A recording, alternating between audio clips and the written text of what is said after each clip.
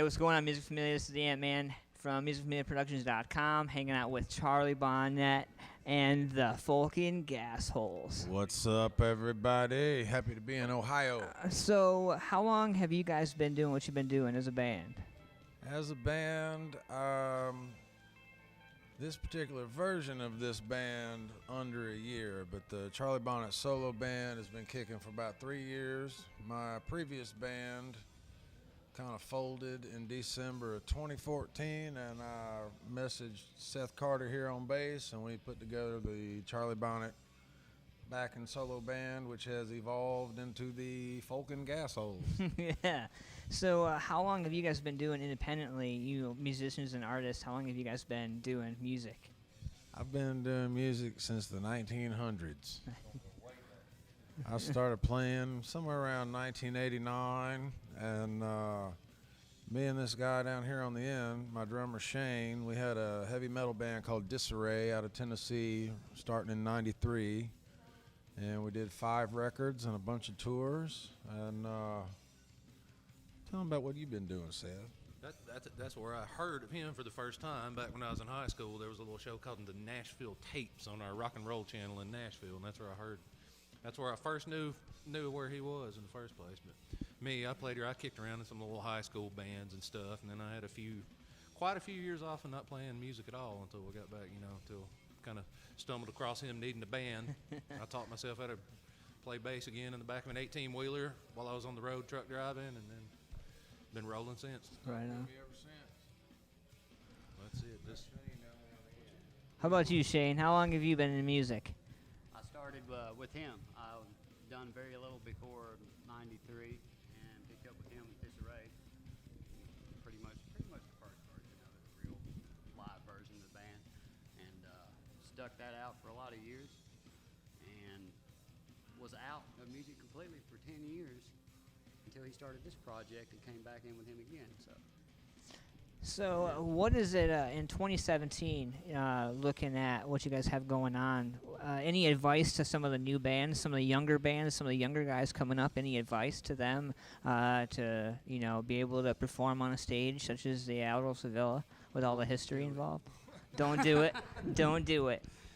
So just work hard every day. That's all you can do. I mean, we're not where we want to be yet, but we're getting there, a lot faster than we thought we would, because we do something to try and benefit this band every day, no matter what. My advice would be to play the kind of music that you want to play. Don't go after trends, because the trends are always like coming in and out of style. Obviously, that's why it's a trend. So play what's natural to what you want to do and stick with it and hustle. Build up a following. Yeah. Chord rock and roll never goes out of style. Where are some of you guys have a website or a Facebook page that they might be able to pick up some of your music or find you guys to be able in touch with you guys? Yeah, we got a couple of things online. The main website right now is charliebonnet3.com. That's Charlie with an I-E, Bonnet with 1 T, and the number 3, charliebonnet3.com. And we're going to have a official page for the Folkin Gasholes shortly as well. But we do have a Facebook page for the Folkin Gasholes and a Charlie Bonnet 3 music page on Facebook too. So Hell yeah. type it in, Google search, and we pop right up. All right. Yeah, I had a chance to check out some of you guys' YouTube, your YouTube music videos, and followed you on YouTube. So definitely subscribe to their YouTube channel as well. And thank you guys for doing what you do as artists and musicians, man. It means a lot to everybody in the community, and I'm sure there's somebody out there who's probably going to be jamming hardcore to your guys' music real soon. We got a new video coming out here in the next That's what I heard. I was hoping maybe you guys might give a little insight about that. Well, first of all, back to what you said earlier about us continuing to play music. I'm too old to be a stripper, so you're stuck. You heard it first. Charlie's too old to be a stripper. Till the end of time. And I had a beer with Tom Petty once, and he told me this was my destiny to do this. I didn't really have a beer with Tom Petty. He had a beer with Tom Petty, and Tom Petty told him that it was his calling. Yeah. It's a good story. Is what it is. Yeah. Now, we got a new video. We got a new record actually called "Center with a Song," and Tracy Guns from the famous Hollywood rock band LA Guns. Mm-hmm. Co-produced the record. Wow. Mixed it, mastered it, and he plays on it. Did you get a chance to meet him at all? Oh, yeah, I know him. Oh, he's yeah. one of my buddies. We're actually opening for LA Guns in 2 weeks in Tennessee. Oh, wow. So he's, for whatever reason, he likes me, I guess, as a human. So he's like my big brother. Yeah. And Southern charm. that's what it is, you know. Southern hospitality. And this dude is just a freak of nature badass on a guitar, obviously. This is a fact.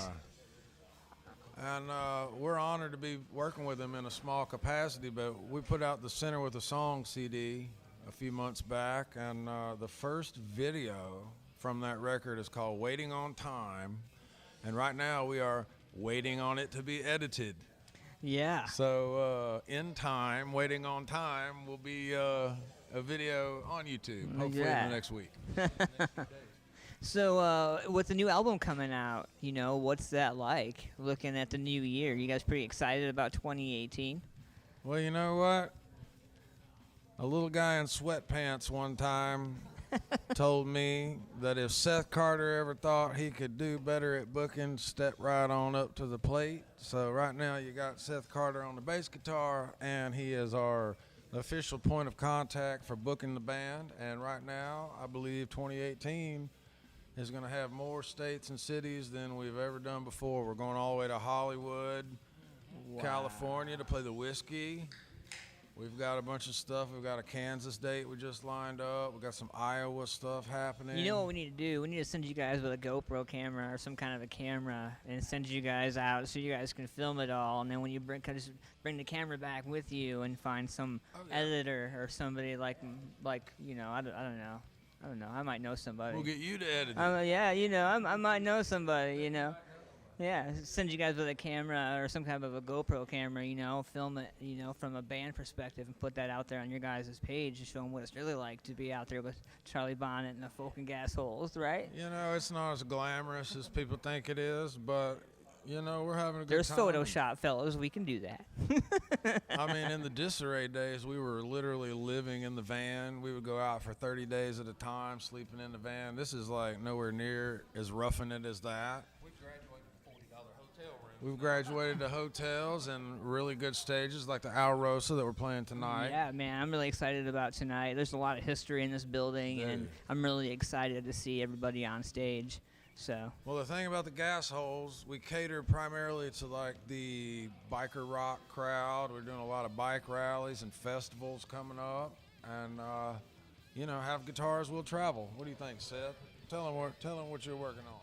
What am I working on? I'm working on all kinds of stuff. He said we got that Hollywood going. I've got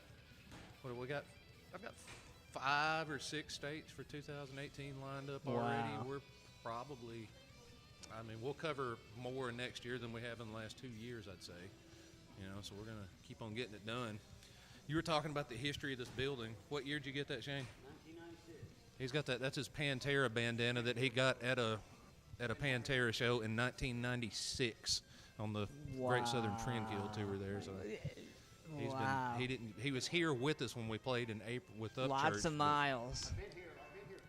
He was here but didn't get to play, so he's super stoked. Lots of about playing miles on that right there. But yeah, we've got 2018's looking nothing but up for us. I mean, it's probably going to be the best stretch we've had since the whole project started 3 years ago. I saw you guys at Muddy Creek a couple of shows ago. And, you know, I wanted to ask you guys' take. I'm asking a lot of the bands. What is your guys' take on this country rap hip-hop thing? Well, I'm kind of curious. I'm kind of curious what you guys' take is. You're looking on at this. one of the forefathers of the genre sitting here. Yeah, that's what I hear. He had his time in the when Big Smo broke. He was with him, and he was with Moccasin Creek, obviously. So he's got a lot more insight on it. I'll tell you a little story. So it was 2010, and I was sitting in Tennessee, not doing much, and a girl that I know called, and she said, "Hey, Charlie, are you interested in playing on somebody's record? You can make some money." And I said, "Yeah, of course I am. What kind of music is it?" And she said, "Well, it's rap music." And I said, "It's what?" she said, it's rap. And I said, hell no, I don't want to do it. I mean, I'm a heavy metal guy, and I like rock, and I do acoustic gigs. I was like, I don't know anything about rap music. So she was persistent, and after about 3 more calls, I was convinced to go meet Big Smo, which turned out to be one of my good friends at the time. He was really cool. We hit it off and started writing songs. It was during the era of the Kicking It in Tennessee video. That's me in that video. Yeah. We did Hick Life together and Country Boy Swag and a bunch of stuff. And back then it was kind of new and fresh and it was fun.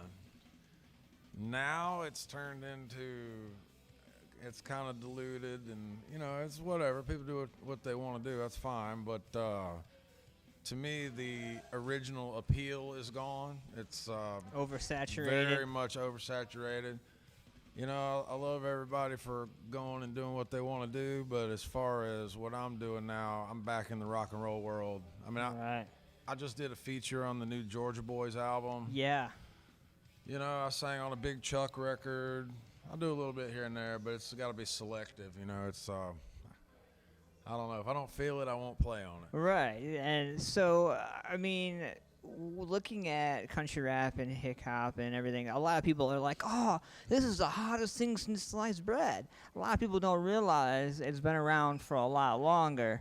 And it's not a thing. I think it's a movement, you know. Come a long way since Cowboy Troy. Yeah, right. That's one thing, you know. It's like we did the Smo records 2010, you know, and then the Creek fired up in 2011. But I mean, Cowboy Troy put a record out in 2005. Colt Ford had a record out in 2007. How about Bubba Sparks? Oh, Bubba's you been know, at, I mean, Bubba's probably the original pioneer. I think I was in my younger days. I'm not gonna date myself. Oh yeah. The big breaking one, yeah, Deliverance, yeah. And Bubba actually did a track with me on my previous record. The song's called "To Drive to Drunk," and he's in the video, and he did a verse for it. He's a really cool cat. Really cool cat. You know, something that I found with the rock and with the country rap and the hip hop is that everybody's so Southern hospitality, respectable. Like everybody, you know, camaraderie is a big word. I feel like, you know, and I think that as a whole, there's a lot of other genres or wannabe genres that could take a note or a page, maybe even a whole chapter out of that whole idea. You know, maybe more we and less I. There is a lot of truth to that. The hardcore movement, hardcore music, is what me and Shane basically grew up on. The Biohazards of the world and Propane, bands like that, you know, and it's like that similar scene, you know, as far as brotherhood, there's kind of a similar scene. It's never as clean cut as what it appears on the surface. There's, you know, humanity is what it is. People are backstabbing and full of shit a lot of times, but on the surface, everybody's, you know, friendly and whatnot. But you know, we've never had any real problems out of anybody in the scene. Everybody's pretty cool, and we're all there to promote good shows. Hell yeah. So. It's hard to fuss about it too bad playing those big shows with Upchurch. Hey, that's right, man. Yeah, Hey, those. that kid's doing great. You know? How is it to play with Upchurch? Hey, he's cool, man. He's a cool kid. We've done a couple interviews with him, and he you know, Mossy Oak Lamborghini in a couple months. That's what his huge goal is. And I mean, you know. Pretty fantastic to come up right before him, like Muddy Creek, and play to, you know, have 1,000 people standing in front of you there. you guys killed it there, People man. can say what they want to about him, but I mean, he's a very hard worker, and he's found his angle, and he's taking it His to the niche, bank and to the goal as they line. call You it. know? So hey, more power to him, man. Yeah. Ryan's a cool dude. He actually lives like I live the next town over.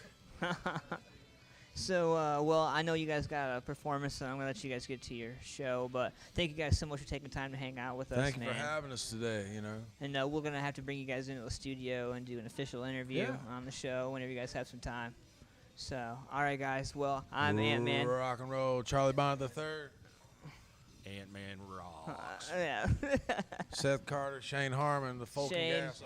Thank you guys so much for doing what you guys do, and see you guys later. See ya.